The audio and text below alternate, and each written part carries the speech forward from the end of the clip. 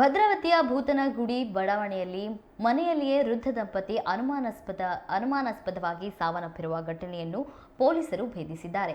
ಸಂಬಂಧಿಕ ಮತ್ತು ವೈದ್ಯನಾಗಿರುವ ಡಾಕ್ಟರ್ ಮಲ್ಲೇಶ್ ಎಂಬಾತನೇ ಚಂದ್ರಪ್ಪ ಮತ್ತು ಅವರ ಪತ್ನಿ ಜಯಮ್ಮ ಅವರನ್ನ ಕೊಲೆ ಮಾಡಿರುವುದು ತನಿಖೆ ವೇಳೆ ಬಯಲಾಗಿದೆ. ಪಕ್ಕಾ ಪ್ಲಾನ್ ಮಾಡಿ ಕೃತ್ಯ ಎಸಗಿದ್ದು ಆರೋಪಿಯನ್ನ ಪೊಲೀಸರು ಬಂಧಿಸಿದ್ದಾರೆ. ತಮ್ಮನ ಮಗನಾಗಿರುವ ಡಾಕ್ಟರ್ ಮಲ್ಲೇಶ್ನಿಂದಲೇ ಮೃತ ಚಂದ್ರಪ್ಪ ಮತ್ತು ಅವರ ಪತ್ನಿ ಚಿಕಿತ್ಸೆ ಪಡೆಯುತ್ತಿದ್ರು. ಆದರೆ ಆರೋಪಿ ವೈದ್ಯ ಲಕ್ಷಾಂತರ ರೂಪಾಯಿ ಸಾಲ ಮಾಡಿಕೊಂಡಿದ್ದ. ಹೀಗಾಗಿ ದೊಡ್ಡಪ್ಪನ ಬಳಿ ಹಣ ಕೇಳಿದ್ದ. ಇದಕ್ಕೆ ಅವರು ಒಪ್ಪದ ಕಾರಣ ದೊಡ್ಡಮ್ಮ ಅಂತಲೂ ನೋಡದೆ ಕೊಲೆ ಮಾಡಿದ್ದಾನೆ. ಚಿಕಿತ್ಸೆ ನೆಪದಲ್ಲಿ ಇಬ್ಬರಿಗೂ ಇಂಜೆಕ್ಷನ್ ನೀಡಿದ್ದು ಇದರಿಂದಲೇ ದಂಪತಿ ಮೃತಪಟ್ಟಿದ್ದಾರೆ. ದೇಹದ ಮೇಲೆ ಯಾವುದೇ ಗಾಯ ಮಾಡದೆ ಆರೋಪಿ ಡಬಲ್ ಮರ್ಡರ್ ಮಾಡಿದ್ದು ಬಳಿಕ ಮನೆಯಲ್ಲಿದ್ದ ಲಕ್ಷಾಂತರ ರೂಪಾಯಿ ದೋಚಿದ್ದ ಎಂದು ಗೊತ್ತಾಗಿದೆ.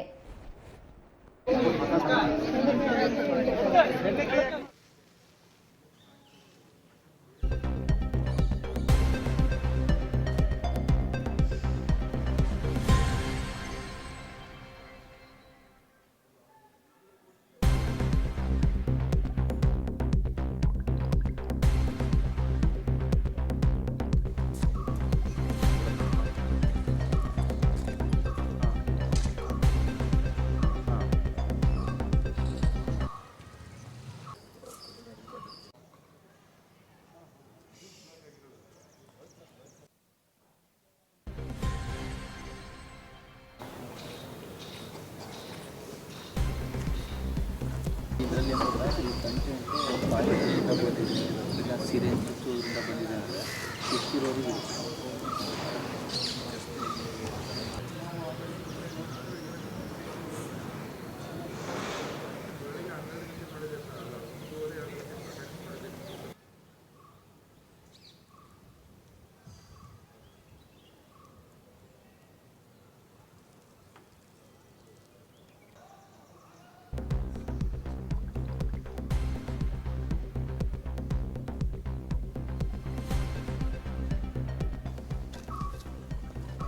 ಅವ್ರ ಮಗನಿಗೆ ಕಳಿಸಿ ಹೋದಾಗ ನೋಡಿದಾಗ ಅವ್ರು ಹೋಗಕ್ಕೆ ಹೆದರಿಕೆ ಆಗಿದೆ. 4 ಜನ ಕರ್ಕೊಂಡು ಮನೆ ಹೋದಾಗ ಅವರು ಭಾಳ ಗಾಬರಿ ಆಗಿಬಿಟ್ಟಿದೆ. ಈಗ ಎಲ್ಲ ಕೈಯೆಲ್ಲ ತಣ್ಣಗಾಗ್ಬಿಟ್ಟಿದೆ ಆ ಥರ ಇಲ್ಲ. ನನಗೆ ಮುಂಚೆಲಿ ಫೋನ್ ಮಾಡ್ತಾರೆ, ಒಂದೇ ಪಿಕಾಕಿ ನಮ್ಮಮ್ಮ ಕಾಯ್ತಾ ಇರ್ತಾರೆ ನನ್ನ ಫೋನನ್ನು. 9 ಗಂಟೆಯಿಂದ 9:30 ಒಳಗಡೆ ನಾನು ಫೋನ್ ಮಾಡ್ತೀನಿ ಅಂತ ನನಗೆ ಗ್ಯಾರಂಟಿ ಇರುತ್ತೆ. ಯಾವಾಗಲೂ ಫೋನ್ ಮಾಡ್ತಾರೆ, ಫೋನ್ ರಿಸೀವ್ ಮಾಡಲಿಲ್ಲ. ನನ್ನ ಅಣ್ಣ ಫೋನ್ ಮಾಡ್ದೆ, ಸ್ವಲ್ಪ ಅರ್ಜೆಂಟ್ ಹೋಗು ಅಂತ. ನಮ್ಮ ಅಣ್ಣ ಫೋನ್ ಮಾಡಿದ್ದಾನೆ. ದಿನ ನಾನು 2 ದಿನಕ್ಕೊಂದ್ಸರಿ ಹೋಗ್ತಿದ್ದೆ ಮನೆಗೆ. ಒಂದು ಏನೇ ಪ್ರಾಬ್ಲಮ್ ಆದರೂ 1 ನಿಮಿಷಕ್ಕೆ ಅಲ್ಲೇ ಮನೆ 2 ಕಿಲೋಮೀಟ್ರ್ ಹೋಗ್ತಿದ್ದೆ ಬರ್ತಿದ್ದೆ. ಅವತ್ತು ನಮ್ಮ ದಿನ ಬೆಳಿಗ್ಗೆ ಫೋನ್ ಮಾಡ್ತಿದ್ದೆ. ನಮ್ಮ ಅಣ್ಣ ಫೋನ್ ಮಾಡಿದಾಗ ನಿನ್ನೆ ಸಂಜೆ ಎತ್ತಿಲ್ಲ ಫೋನು. ಅವಾಗ ಅವ್ರು ಒಂದ್ಸರಿ ಫೋನ್ ಎತ್ತಲ್ಲ, ವಾಕಿಂಗ್ ಹೋದರೆ ಮೇಲ್ಗಡೆ. ಸೊ ಆಮೇಲೆ ಬೆಳಿಗ್ಗೆ ಫೋನ್ ಮಾಡಿದಾಗ ಮತ್ತೆ ಯಾಕೋ ಎತ್ತಿಲ್ಲ ಅಂತ ಎರಡು ಮನೆಯವರು ಹೋಗಿ ಕೇಳಿದಾಗ 2 ಮನೆಯವರು ಓಪನ್ ಮಾಡಿ ಬಾಗಿಲು ಹಾಕಿದ ತಕ್ಷಣ ಹಿಂಗೆ ದೂಕಿದ ತಕ್ಷಣ ಓಪನ್ ಆಯಿತು. ಬಾಗಿಲು ಓಪನ್ ಆದಮೇಲೆ ಒಳಗೆ ಹೋದ್ಮೇಲೆ ನೋಡಿದ್ಮೇಲೆ ನಾನು ಅಷ್ಟೊತ್ತಿಗೆ ಹೋದೆ ಇಮಿಡಿಯೇಟಾಗಿ. ಹೋಗಿ ಎಲ್ಲ ನೋಡಿದ್ಮೇಲೆ ಬಾಡಿ ಎಲ್ಲ ಕೋಲ್ಡ್ ಆಗಿತ್ತು. ನಾನು ಹಾಸ್ಪಿಟ್ಲಿಗೆ ಕರೋಣ ಅಂತ ನೋಡಿದೆ, ಇಲ್ಲ ಗೊತ್ತಾಯಿತು. ಅಷ್ಟೊತ್ತಿಗೆ ಡಾಕ್ಟ್ರು ಬಂದರು, ನೋಡಿದ್ರು, ಬಾಡಿ ತಂದೆ ತಾಯಿ ಇಬ್ಬರು ತೀರ್ಕೊಂಡಿದ್ದಾರೆ ಅಂತಂದರು.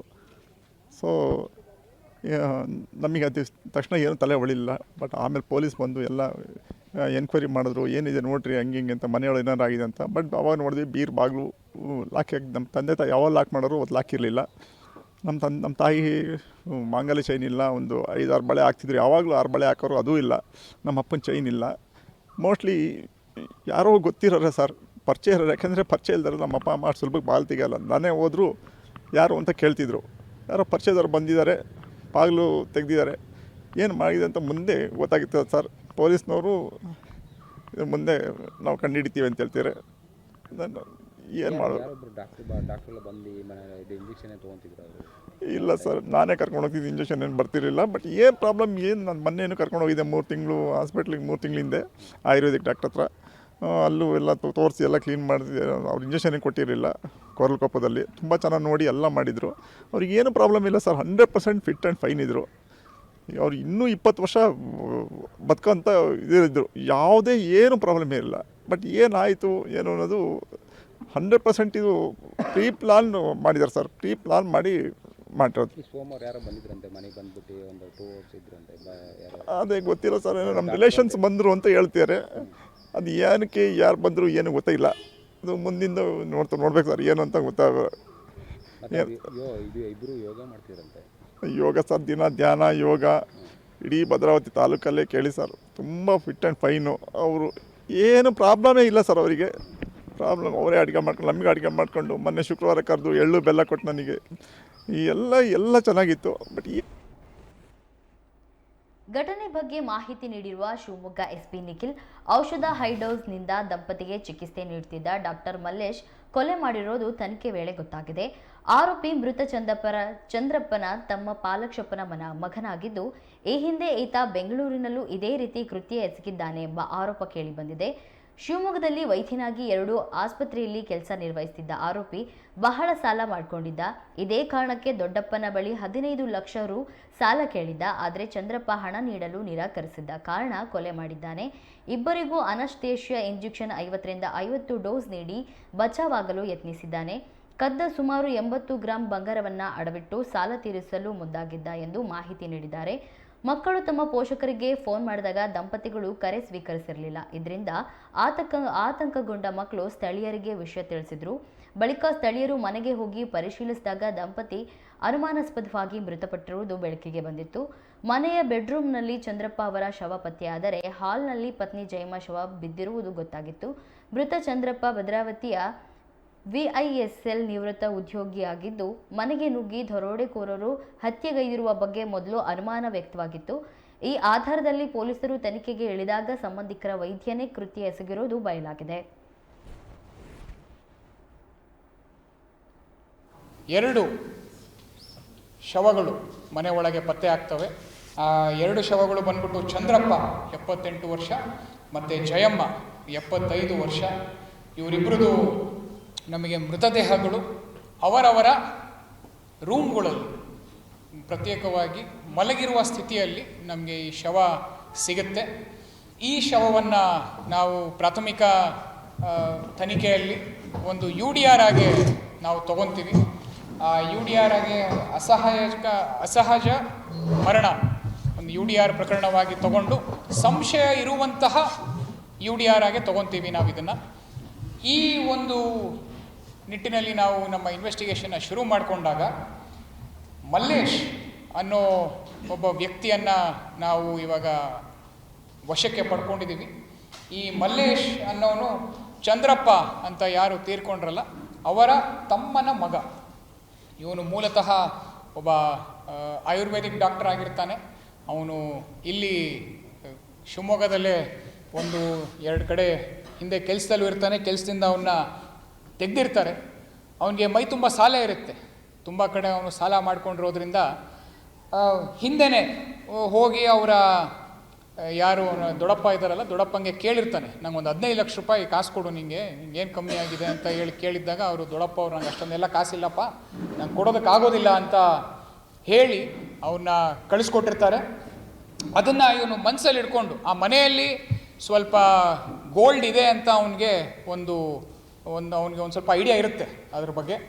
ಅದನ್ನೇ ಅವನು ಮನಸ್ಸಲ್ಲಿ ಇಟ್ಕೊಂಡು 19ನೇ ತಾರೀಕು ಮಧ್ಯಾಹ್ನ ಸುಮಾರು 2 ಗಂಟೆ ಹಂಗೆ ಅವನು ಮನೆಗೆ ಹೋಗ್ತಾನೆ.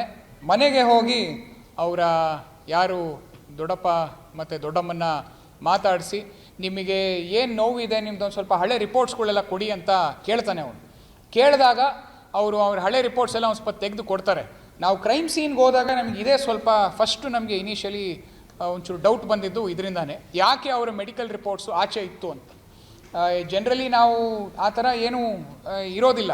ಬಟ್ ಇಲ್ಲಿ ಅವರು ಮೆಡಿಕಲ್ ರಿಪೋರ್ಟ್ಸ್ನ ಆಚೆ ಟೇಬಲ್ ಮೇಲೇ ನಮಗೆ ಕಂಡಿತ್ತು. ಸೊ ಆಮೇಲೆ ನಮ್ಮ ಆರೋಪಿಯನ್ನು ನಾವು ಹಿಡ್ಕೊಂಡ್ಮೇಲೆ ನಮಗೆ ಗೊತ್ತಾಯಿತು, ಇವನು ಕೇಳಿ ನಿಮಗೆ ಮಂಡಿ ನೋವು ಇರೋದ್ರಿಂದ ನಿಮಗೆ ವೆರಿಕೋಸ್ದು ಒಂದು ತೊಂದರೆ ಆಗಿರ್ಬೋದು, ನಿಮಗೆ ನಾನು ಒಂದು ಇಂಜೆಕ್ಷನನ್ನು ಕೊಡ್ತೀನಿ, ನಿಮ್ಮ ಮಂಡಿ ನೋವು ಸರಿ ಹೋಗುತ್ತೆ, ನೀವು ಅದಕ್ಕೆ ಡಾಪ್ಲರ್ ಟೆಸ್ಟ್ ಎಲ್ಲ ಮಾಡಿಸ್ಬೇಕಾಗತ್ತೆ ಅಂತ ಅವನೊಂದು ಸ್ವಲ್ಪ ಈ ಮೆಡಿಕಲ್ ಜಾರ್ಗನ್ ಟರ್ಮ್ಸನ್ನು ಯೂಸ್ ಮಾಡಿ ಅವರ ದೊಡ್ಡಪ್ಪಂಗೆ ನಾನು ಇಬ್ಬರಿಗೂ ದೊಡ್ಡಪ್ಪ ಮತ್ತು ದೊಡ್ಡಮ್ಮ ಇಬ್ಬರಿಗೂ ನಾನು ಒಂದು ಇಂಜೆಕ್ಷನ್ ಕೊಡ್ತೀನಿ, ನಿಮಗೆಲ್ಲ ಸರಿ ಹೋಗುತ್ತೆ ಅಂತ ಅವ್ರಿಗೆ ನಂಬಿಸಿ, ನಂತರ ಅವನೇ ರೆಡಿಯಾಗಿ ಬಂದಿರ್ತಾನೆ ಒಂದು ಸಿರೆಂಜ್ ಸಮೇತ. ಒಂದು ಪ್ರೊಪೋಫಾಲ್ ಅಂತ ಏನು ಅನೆಸ್ಥೆಟಿಕ್ ಡ್ರಗ್ ಇದೆ, which has to be monitored propofol ಅಂತ. ಅದು ಡೀಟೇಲ್ಸ್ ನಿಮಗೆ I will send it across in the press note. ಅದನ್ನು ಯಾರು ಅನೆಸ್ಥೆಶಿಯಾಲಜಿಸ್ಟ್ ಇದ್ದಾರೋ ಅವರಷ್ಟೇ ಯೂಸ್ ಮಾಡಬೇಕಾಗತ್ತೆ.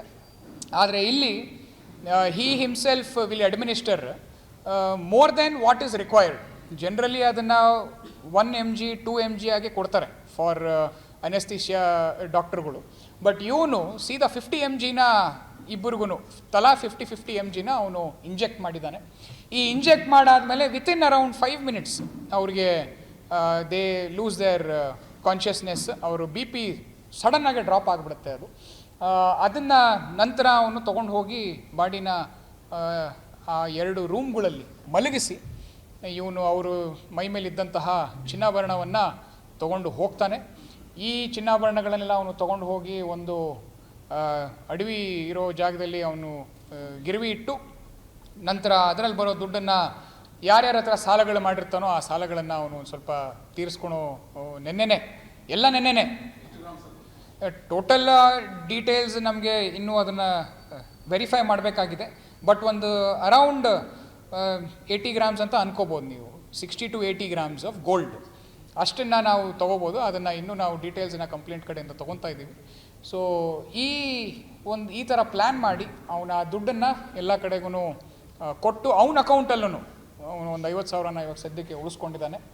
ಸೊ ಈ ಒಂದು ಕಾರ್ಯಾಚರಣೆಯಲ್ಲಿ ನಮ್ಮ ಏನು ತನಿಖಾ ತಂಡ ಇದೆ, ನಮ್ಮ DSP, ಇನ್ಸ್ಪೆಕ್ಟ್ರು, ಸಬ್ ಇನ್ಸ್ಪೆಕ್ಟ್ರು ಮತ್ತು ನಮ್ಮ ಎಂಟೈರ್ ಕ್ರೈಮ್ ಟೀಮು ಅದ್ಭುತವಾದ ಕೆಲಸ ಮಾಡಿದೆ ಅಂತ ಹೇಳೋದಕ್ಕೆ ನನಗೆ ತುಂಬ ಹೆಮ್ಮೆ ಆಗುತ್ತೆ. ಯಾಕಂದರೆ ಯಾವುದೇ ರೀತಿಯ ಕ್ಲೂ ಇರಲಿಲ್ಲ ಇದರಲ್ಲಿ.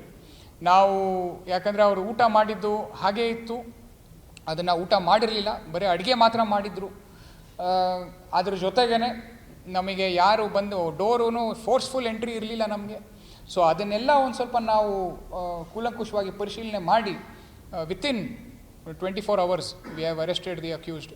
ಸೊ ಈ ಒಂದು ಕಾರ್ಯಾಚರಣೆಯಲ್ಲಿ ಭಾಗಿಯಾದಂತಹ ಎಲ್ಲ ನನ್ನ ಅಧಿಕಾರಿ ಮತ್ತು ಸಿಬ್ಬಂದಿಯವರಿಗೆ ನಾನು ನಮ್ಮ ಶಿವಮೊಗ್ಗ ಜಿಲ್ಲಾ ಪೊಲೀಸ್ ವತಿಯಿಂದ ಅಭಿನಂದನೆಗಳನ್ನು ಸಲ್ಲಿಸ್ತಾ ಇದ್ದೀನಿ.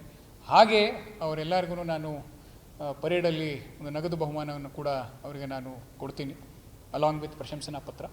ಸೊ ಇಷ್ಟು ನಮಗೆ ಈ ಮರ್ಡರ್ ಫಾರ್ ಗೈನ್ ಒಂದು ಸಿಂಪಲ್ UDR ಆಗಿದ್ದಂತಹ ಕೇಸನ್ನು ನಮ್ಮ ತನಿಖಾಧಿಕಾರಿಗಳ ಒಂದು ಕಾರ್ಯಕ್ಷಮತೆಯಿಂದಾಗಿ ಅದು ಒಂದು ಕೋಲ್ಡ್ ಬ್ಲಡೆಡ್ ಮರ್ಡರ್ ಅಂತ ನಮಗೆ ಗೊತ್ತಾಗಿದೆ.